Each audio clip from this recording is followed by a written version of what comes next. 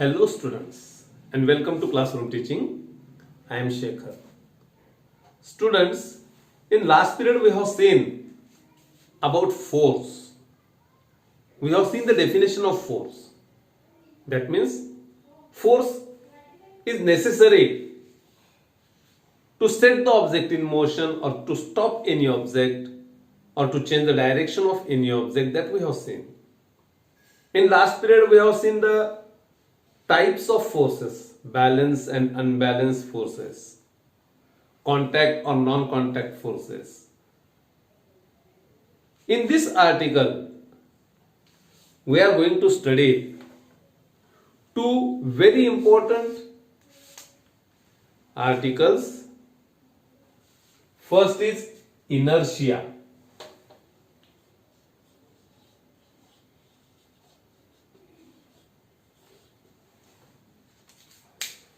Students, few very simple activities are given in your notebook, in your book.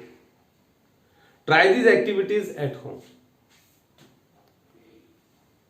मित्रांनो, आपल्याला माहिती आहे की एखादा ऑब्जेक्ट, मी कालच्याच पिरियड मध्ये तुम्हाला सांगितलं होतं बघा. समजा हा ग्लास इथे ठेवलेला आहे,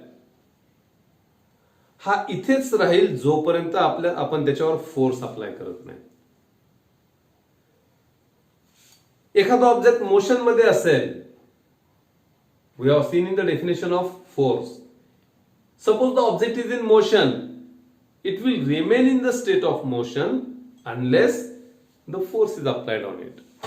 So let us try very simple activities first. A very simple activity. एक ग्लास घेतला, त्याच्यावर एक पोस्ट कार्ड.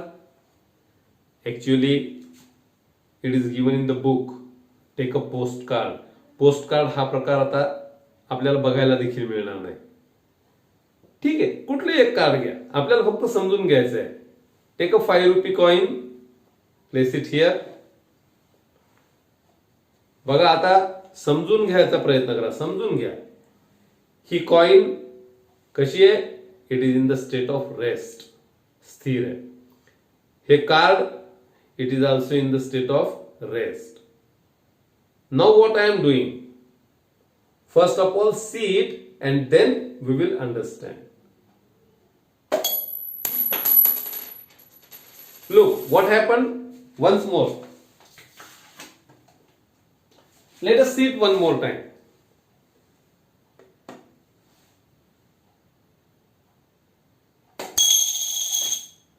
काय झालं? The coin, it falls inside the glass. म्हणजे नेमकं या एक्सपेरिमेंट मधनं काय पाहायचंय आपल्याला? We are applying force on the card. मी त्या कार्डवर फोर्स अप्लाय केला. कार्डवर फोर्स अप्लाय केला म्हणून कार्ड तर उडून गेलं, पण त्या कार्डवर असणारे 5 रुपयाचं coin, it tries to remain in the same state of rest. हे त्या कार्ड बरोबर पुढे गेलं नाही, कार्ड बरोबर मोशन मध्ये गेलं नाही. It tries to remain in the same state. कोणत्या स्टेट मध्ये होतं ते? रेस्ट पोझिशनला होतं, रेस्टच राहायचा प्रयत्न केला आणि म्हणून ते इथंच थांबलं. इथं थांबलं and due to gravity it falls down. ग्रॅव्हिटीमुळे मग ते खाली ग्लास मध्ये पडलं. किती साधा सोपा एक्सपेरिमेंट आहे. आणि आणखी एक एक्सपेरिमेंट पहा. तुम्ही तुमच्या घरी फॅन चालू असेल, फॅनला बंद करा, काय होईल? डेफिनेटली बंद होईल. पण ताबडतोब बटन बंद केल्याबरोबर बंद होतो का? नाही. तुम्ही बटन बंद केल्यानंतर सुद्धा तो काही काळ फिरत राहतो. का? इलेक्ट्रिक सप्लाय बंद केल्याबरोबर फॅन ताबडतोब बंद का होत नाही? थोडा वेळ तो फिरत राहतो, त्याचा हळूहळू वेग कमी होतोय. का होतं असं? Definitely the fan, it is in motion, circular motion. त्या पंख्याचे जे पाते आहेत ते गोल फिरत आहेत. आपण त्याचा बटन जरी बंद केलं तरी सुद्धा it tries to remain in the same state. ज्या स्टेटमध्ये तो फिरतोय त्याच स्टेटमध्ये राहायचा ते प्रयत्न करतात. And therefore for some while it go on rotating. कशासाठी दिल्यात बरं या ऍक्टिव्हिटीज? मी काल आपण एक एक्झाम्पल बघितलं होतं, झाडावरचे बोर. बघा, झाडावर बोर लागलेले, तर बोर आपल्याला पाडायचे. काय करतो आपण? झाडाची फांदी जर आपण हलवली तर बरोबर त्या झाडावर असणारे बोर जे आहेत ते खाली पडतात. का पडले? आपण त्या बोराला हात लावला का? आपण त्या बोरावर फोर्स अप्लाय केला नाही. काय होत असतं नेमकं? बघा, या फांदीला समजा या ठिकाणी बोर असेल लटकलेला, मी ही फांदी हलवतो. whenever I apply force on this branch, the branch set into motion, but this one, हे जे बोर आहे, it tries to remain in the same state of rest. ते या फांदी बरोबर मोशन मध्ये जायला तयार नाहीये. ते काय करतं? ते रेस्ट पोझिशनलाच राहतं. ते इथंच थांबतं, फांदी बाजूला निघून जाते आणि म्हणून इथून देठातून तुटून ते खाली पडतं. खाली पडतंय कशामुळे? Because of gravitational force. So understand it. हे समजून घ्या काय होतंय नेमकं. ही जी प्रॉपर्टी आहे, ही प्रत्येकामध्ये प्रॉपर्टी आहे, whether it is any object or human being. This is the property we call it as inertia. ह्या प्रॉपर्टीला आपण इनर्शिया म्हणतो. कोणती प्रॉपर्टी? आहे त्या स्टेटमध्ये राहायची प्रॉपर्टी. खूप सारे एक्झाम्पल सांगता येतील. सुरुवातीला तुम्हाला अनुभव असेल, तुमची पंक्चरची सायकल समजा आपण त्याला दुरुस्त करायला घेऊन जायची आहे. सुरुवातीला जेव्हा स्टँडवरून काढून आपण तिला ढकलायला सुरुवात करतो, आपल्याला खूप जास्त फोर्स अप्लाय करावा लागतो तिथे. पण एकदा ती सायकल मोशन मध्ये आली तर नुसतं त्या सायकलच्या हँडलवर हात ठेवून त्याच्या बाजूने चालत राहिलो आपण, तरी सुद्धा ती आपल्या बरोबर चालत राहते. आपल्याला ढकलावं लागत नाही. पण ज्यावेळेस थांबवायची त्यावेळेस पुन्हा एकदा त्याला फोर्स अप्लाय करावा लागतो. विचार करा, काय सांगता येतं या एक्झाम्पलवरून? काय कळतं? That bicycle tries to remain in the same state. सुरुवातीला रेस्ट पोझिशनला आहे, तिला रेस्ट मध्येच राहायचंय, म्हणून आपल्याला जास्त फोर्स अप्लाय करावा लागेल. एकदा मोशन मध्ये आली की तिला थांबवण्यासाठी पुन्हा आपल्याला जास्त फोर्स अप्लाय करावा लागेल, because it try to remain in the same state. So this property we call it as inertia.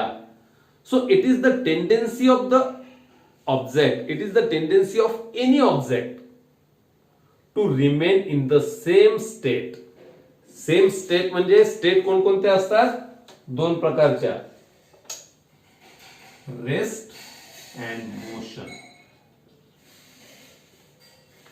So it is the tendency of any object to remain in its same state, either of rest or of motion.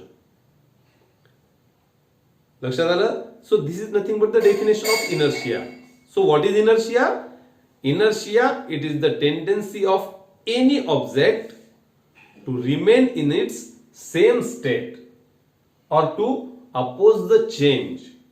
कुठलाही बदल नकोय, आहे ती state आपल्याला पाहिजे असते. So that is nothing but inertia. And this inertia, it is of 3 types. हा inertia जो आहे हा 3 प्रकारचा आहे. ऍक्च्युअली आपण एक्झाम्पल जे पाहिले हे तिन्ही प्रकारचे पाहिले. कुठले कुठले? First,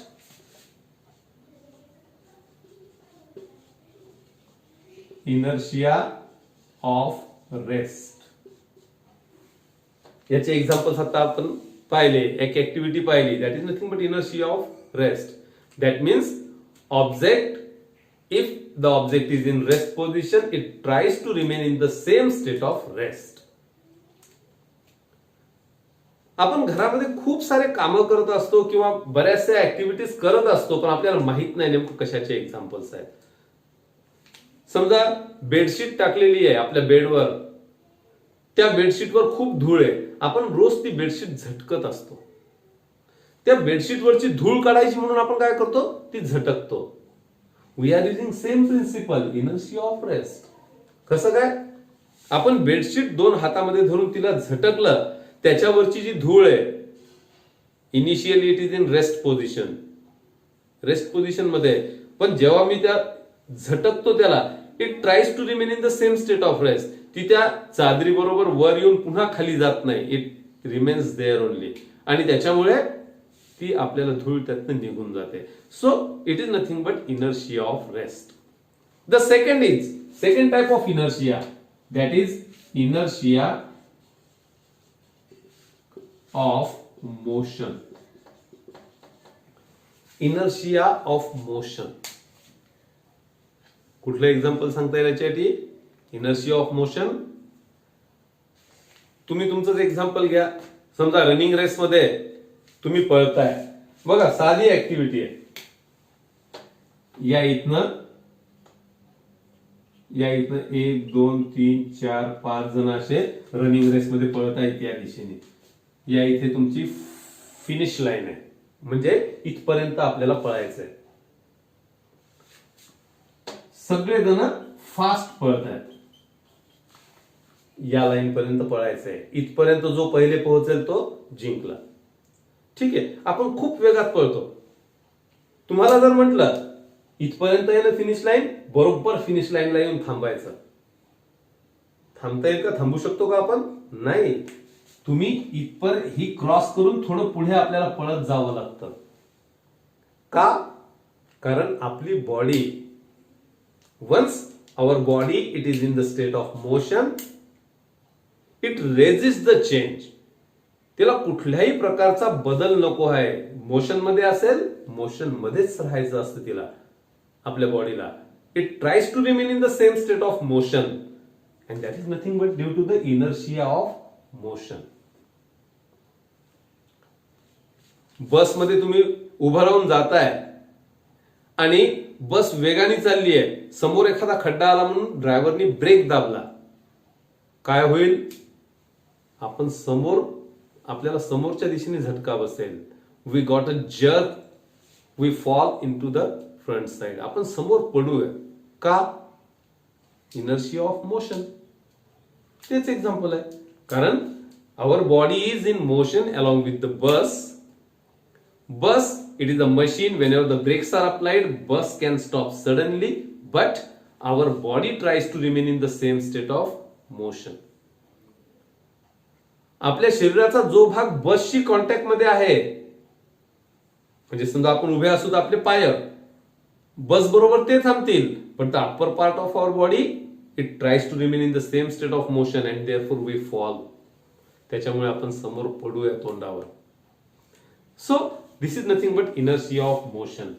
The third type of inertia, it is nothing but inertia of direction.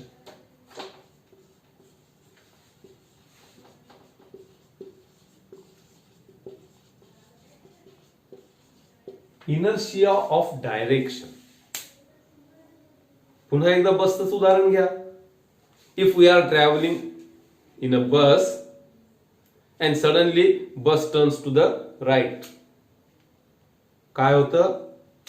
बस उजवीकडे वळाली की आपण डावीकडे पडतो. बस डावीकडे वळाली की आपण उजवीकडे पडणार. का?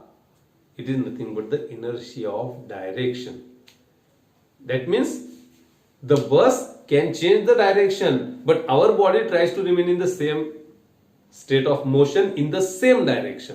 डायरेक्शन सुद्धा चेंज करायची इच्छा आपल्या बॉडीची नसते. आपल्या बॉडीची याचा अर्थ any object. We are talking here about object. So these are the 3 types of inertia. Inertia of rest, inertia of motion, inertia of direction. बघा, सिंपल आहे. Definition, what is inertia? Inertia, it is the property और it is the property of any object to resist the change of state. That means every object tries to remain in the same state of rest or of motion. This is the property of any object. This is called as inertia. Okay, so it is very simple property. The next concept that we are going to learn today, it is nothing but pressure.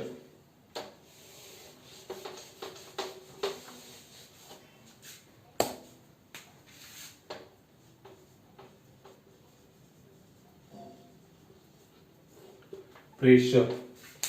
बघा, एक खूप छान example आपल्याला पुस्तकात दिलेलं आहे. पुस्तकातलं example पाहायचं आणि समजून घ्यायचं. काय एक्झाम्पल दिलंय पुस्तकात आपल्याला प्रेशरच्या संदर्भात? पहिलं जे एक्झाम्पल दिलंय ते दिलेलं आहे आपल्याला रेग्युलर जे आपण गाडीमध्ये हवा भरतो. तुम्ही बघितलं असेल आजकाल मशीनने हवा भरतात. पूर्वी हाताच्या पंपाने आपण हवा भरायचो सायकलमध्ये, आता मशीनने भरतात. आणि मशीनने हवा भरताना तो त्याच्याकडे एक मीटर असतं, त्या मीटरवर तो पाहत असतो आणि त्याप्रमाणे हवा भरत असतो. काय असतं ते मीटर? त्या मीटरमध्ये प्रेशरची रिडिंग दिलेली असते, किती प्रेशर आहे.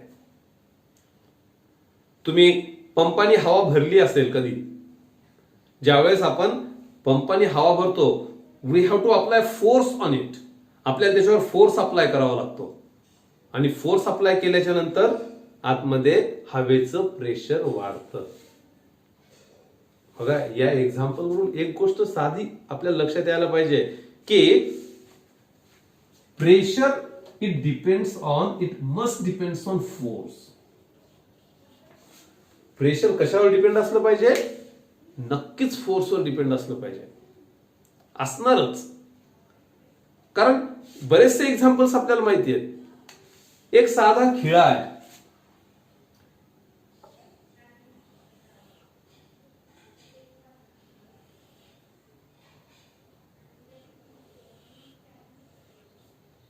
हा खिळा आहे. हा खिळा जर मी असा धरला हातामध्ये आणि या ठिकाणी भिंतीमध्ये समजा मी त्याच्यावर हॅमरिंग करतोय, म्हणजे मी त्याला खिळा भिंतीमध्ये मला ठोकायचा आहे. पण ज्यावेळेस मी ठोकतोय त्यावेळेस समजा खिळा असा हातात धरून मी हळूहळू मारतोय त्याच्यावर असं असं, खिळा जाईल का भिंतीमध्ये? नाही. का नाही जाणार? कारण sufficient force is not there. तिथं जेवढा फोर्स लागतो तेवढा फोर्सच आपण देत नाहीये. म्हणजेच pressure it definitely depends on force. बरं, नुसतं फोर्स आहे. आता बघा, हाच खिळा आहे, जोरात मारला तर 100% भिंतीत जाईल. पण मी काय केलं, मी या खिळ्याला असं धरायच्या ऐवजी या बाजूने धरलं आणि त्याचं हेड जे आहे, ज्याला आपण हेड म्हणतो, हे हेड आपण भिंतीवर ठेवलं आणि जोरात मारलं. किती मारा, खिळा जाईल का आतमध्ये? शक्यच नाही. त्याचं जे टोक आहे ते टोकच आपल्याला भिंतीकडे ठेवावं लागेल. त्याचं हेड, त्याचं डोकं ज्याला आपण म्हणतो, ते जर भिंतीकडे ठेवून मारलं आपण तर तो खिळा आतमध्ये जाणार नाही. खूप सारे एक्झाम्पल्स असे. याच्यावर आपण फोर्स तर अप्लाय करतोय आपण, पण तरी सुद्धा त्याच्यावर प्रेशर पडत नाहीये, तरी सुद्धा खिळा आतमध्ये जात नाहीये. का नसेल जात बरं? दुसरी कुठली तरी क्वांटिटी त्या ठिकाणी रिस्पॉन्सिबल असलीच पाहिजे, ज्याच्यामुळे प्रेशर पडत नाहीये. फोर्स असून देखील फोर्स शिवाय दुसरी एक क्वांटिटी कुठली तरी असली पाहिजे. दुसरं एक्झाम्पल घ्या. तुम्हाला तुमच्या वर्गातलं शाळेतलं एक्झाम्पल देतो बघा. तुम्हाला सर 7वीला ज्यावेळेस तुम्ही शिकत होते, प्रत्येकच जण वर्गामध्ये काही ना काहीतरी गोंधळ करतोच. तुम्हाला ज्यावेळेस सर मारताना बघा, इकडे लक्ष द्या, छडीनी असं हातावर मारलं तर जास्त जोरात लागेल का असं हातावर मारल्यावर जास्त जोरात लागेल? उभी छडी जास्त जोरात लागेल का अशी? आता याचं उत्तर प्रत्येकाला माहित असणार आहे. निश्चितच ज्यावेळेस आपण उभ्या छडीने मारतो त्यावेळेस जास्त जोरात लागतं. काय फरक पडला बरं? ही अशी छडी ज्यावेळेस आपण घेतो किंवा अशी छडी घेतो, काय फरक पडला असेल? म्हणजेच फोर्स बरोबर दुसरी जी काही क्वांटिटी आहे ज्याच्यामुळे प्रेशर एफेक्ट होतंय, म्हणजे प्रेशर त्याच्यामुळे प्रेशरशी रिलेटेड असणारी ती एरिया. कोणती क्वांटिटी आहे? एरिया. खूप सारे एक्झाम्पल्स आहेत, तुम्हाला माहिती असतील. तुम्ही ज्यावेळेस समजा घरी पलंगावर ज्यावेळेस आपण उड्या मारत असतो त्यावेळेस आपल्या घरचे आपल्याला सांगतात की पलंग हा उडी मारण्यासाठी नाहीये किंवा उभं राहण्यासाठी नाहीये. पलंगावर, सोफ्यावर जर आपण उभं राहिलो तर घरचे आपल्याला नेहमी रागवतात. का? कारण pressure it depends on area. जेवढा कमी एरिया असेल तेवढं प्रेशर जास्त असणार. समजून घ्या, जेवढा कमी एरिया, कशाचा area? On the area on which the force is applied. बघा, या इथं या बाजूने आपण हातोडीने मारलं, या साईडनी समजा आपण हॅमरिंग केलं याच्यावर जोरात, खिळा भिंतीत जाणार 100%. का जाईल? कारण की जो फोर्स आपण अप्लाय करतोय तो किती भागावर आहे? फक्त एवढ्या छोट्या भागावर तो सगळा फोर्स अप्लाय होतोय. अँड एरिया जितका कमी असेल तितकं प्रेशर जास्त असतं. मी तुम्हाला जे आता म्हटलं की सोफ्यावर तुम्ही उभं राहिले तर घरचे रागवतील. का रागवतील? कारण तुम्ही उभं राहिल्यानंतर किती एरियावर फोर्स अप्लाय होतोय बघा बरं. फोर्स किती आहे? तुमच्या वजन इतका. बरोबर आहे. तुम्ही उभं राहिल्यानंतर किती एरियावर अप्लाय होईल? तुमच्या 2 पावलांच्याच एरियावर. पण तेच जर तुम्ही बसले तर एरिया वाढेल, प्रेशर ऑटोमॅटिकली कमी होईल. याचा अर्थ फोर्स जेवढा जास्त तेवढं प्रेशर जास्त. आपण आता बघितलं ऍक्टिव्हिटीमध्ये, तुम्हाला नुसतं हळूहळू असं मारल्यावर जोरात लागेल का खूप जोरात फोर्स जास्त असल्यावर जोरात लागेल? Effect of force, it is nothing but pressure. Pressure कशाला म्हणत असतो आपण? It is nothing but the effect of force. आणि हे प्रेशर जास्त केव्हा असेल? जेव्हा फोर्स जास्त असेल.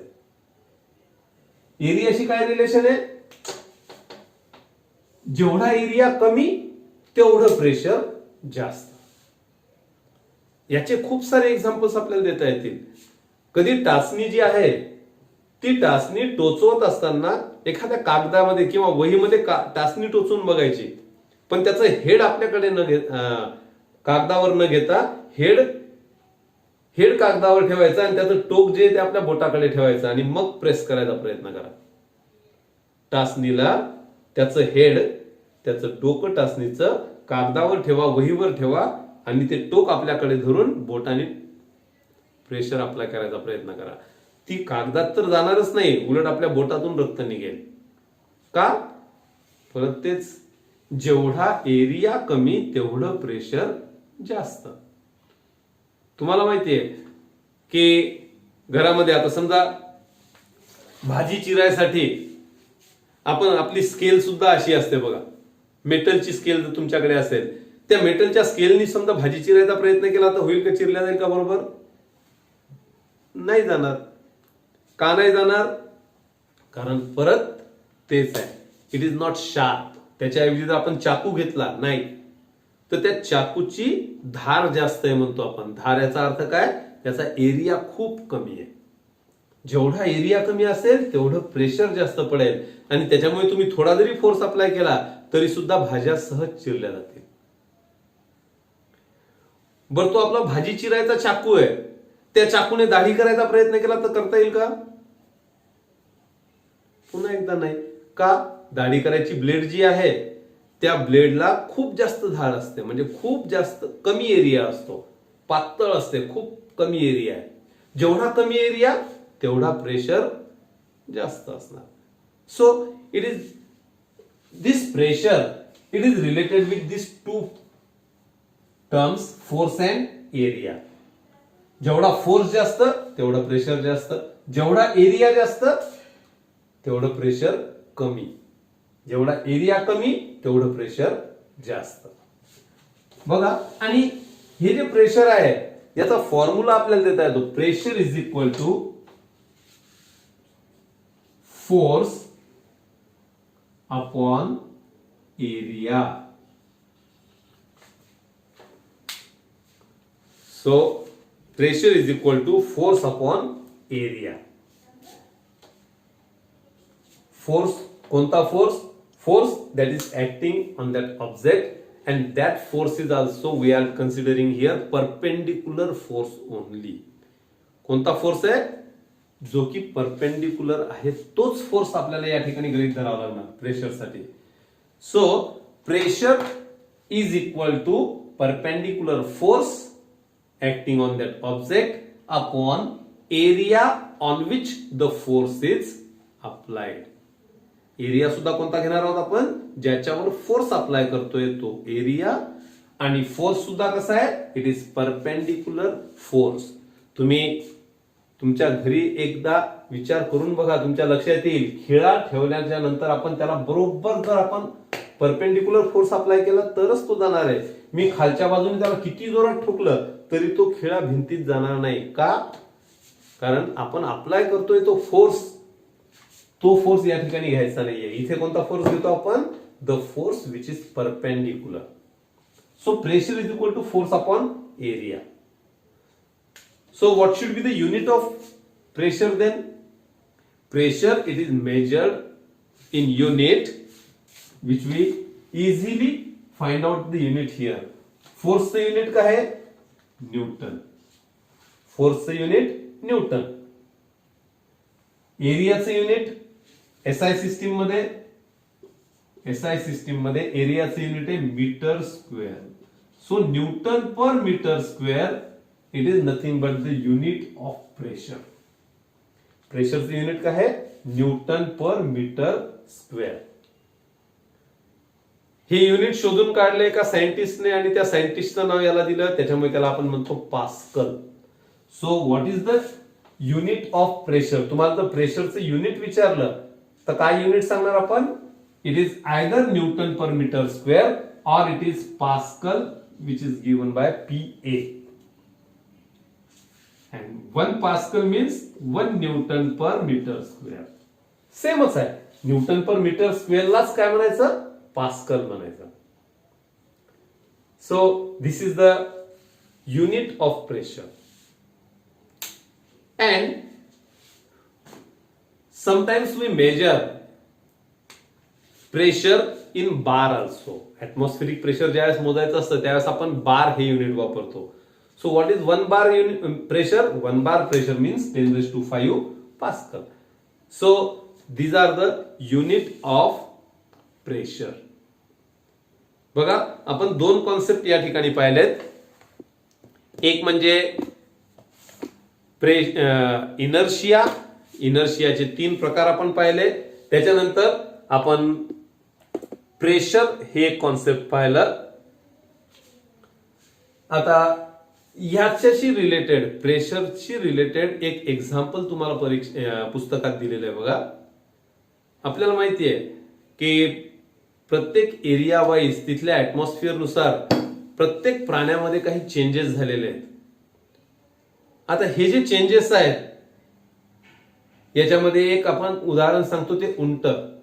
त्याला आपण वाळवंटातलं जहाज म्हणतो. म्हणजे वाळवंटामध्ये राहण्यासाठी त्याच्यामध्ये खूप अडॅप्टेशन झाले, म्हणजे त्यांनी खूप चेंजेस स्वतःच्या शरीरात घडवून आणले. तर उंटाचे पाय जे आहेत हे खूप ब्रॉड असतात, खालच्या बाजूने नरम असतात गादीसारखे आणि ब्रॉड असतात. का असतील बरं तसे? का असतील? The concept of pressure is there. जेवढे जास्त ब्रॉड असतील, म्हणजे एरिया जेवढा जास्त तेवढं प्रेशर काय असणार? कमी. आणि तेवढं प्रेशर कमी झाल्यामुळे काय होतं की उंटाचे पाय हे वाळूमध्ये आतमध्ये खोल रुतत नाहीत. आपण जर वाळूत पळायचा प्रयत्न केला तर आपले पाय वाळूमध्ये आतमध्ये जातात आणि त्याच्यामुळे आपल्याला चालता येणार नाही, पळता येत नाही. पण उंटाचे पाय तसे आतमध्ये रुतत नाहीत, खोल जात नाहीत. का? कारण प्रेशर कमी आहे. आणि प्रेशर का कमी आहे? त्याचं वजन जरी जास्त असलं तरी प्रेशर कमी आहे. का? Because the force it is divided into larger area. Surface area उंटाच्या पायाचा हा जास्त असल्यामुळे. So okay, so we will stop here for today for this video, and in next video we will see about pressure of solids. So thank you very much. प्रत्येकाने video पाहिल्यानंतर त्याच्यामध्ये काही problem असतील तर ते लिहून घ्यायचे, आणि ते प्रॉब्लेम्स असतील तर मला माझ्या व्हॉट्सअप नंबरवर किंवा माझ्या कॉमेंट बॉक्समध्ये लिहून पाठवायचे. आणि प्रत्येकाने व्हिडिओ पाहिल्याच्या नंतर कॉमेंट बॉक्समध्ये काही ना काहीतरी लिहून मला फक्त तुम्ही व्हिडिओ पाहिला हे कळायला पाहिजे. समजला नसेल तर 2दा पहा, 3दा पहा आणि त्या पद्धतीने मला कळवा. Thank you very much. So we will stop.